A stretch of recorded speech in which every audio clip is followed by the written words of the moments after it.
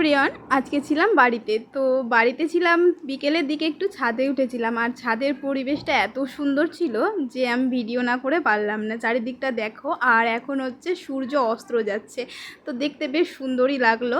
আর আমার মুখটা একবার দেখে নাও, কেমন যেন লাগছে, কারণ ঘুম থেকে উঠেই হচ্ছে ছাদে উঠেছি, তো তার জন্য।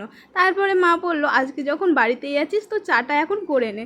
তো চা এখন করতে আসলাম। চা করতে এসে একটু মনে হলো যে কফি করি, তো অল্প একটু চা আর অল্প একটু কফি দিয়ে হচ্ছে কফি চা করেছি।